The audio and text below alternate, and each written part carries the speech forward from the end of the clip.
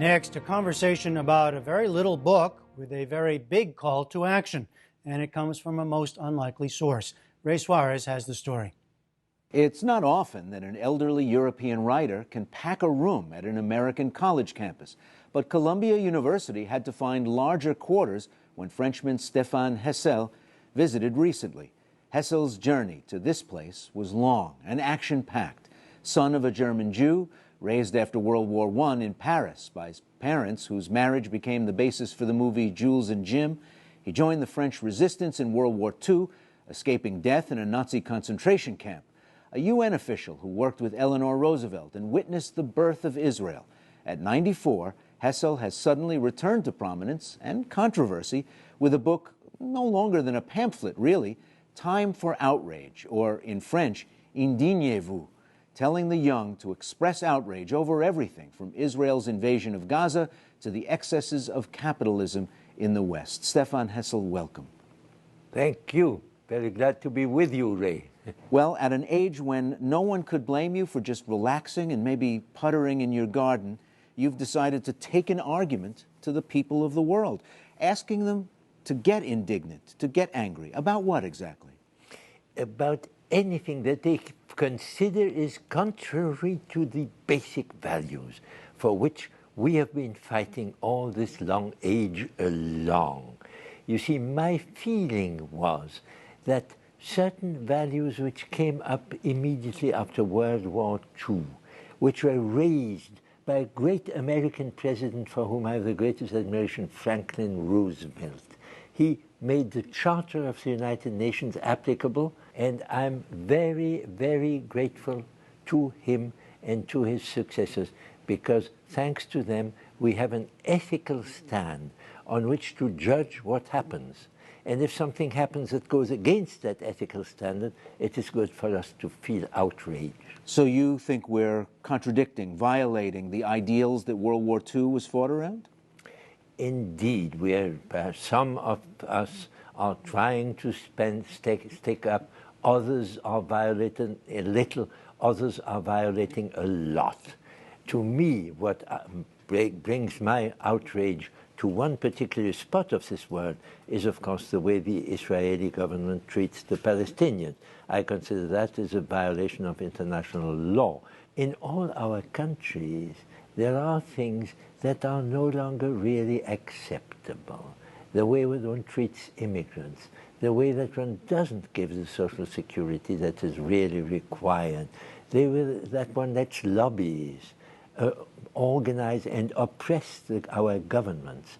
All that seems to me a thing against which normal citizens, the older but also the younger, should find a way to answer with outrage and to react not by violence, not by another great revolution which would throw anything to pieces, no, but by a determined will. And I was particularly happy to see that a few months after my little book came out, October of 2010, the Arab Spring arose, and that these Tunisians and Egyptians and Syrians really took it into their hands to get rid of the tyrants and to work for a more democratic world. Your amazing life story, does this give you standing, in effect? Say, hey, I'm not just some old guy. I have something to say. Listen up, world. You're quite right. It is true that being so very old and having lived through that long period, people listen to me with a certain amount of respect. And if I am together with younger people, as I'm all the time now, I'm the oldest of them all, I can tell them, look, you may think that the problems today are not serious problems. You may think that my generation has had the good luck, if you want, to have a clear challenge to meet a war or decolonization or fight against Stalinism. Those are clear goals. What are your goals now? Please look around yourself and look at what makes you furious. And when something makes you unhappy, then engage yourself.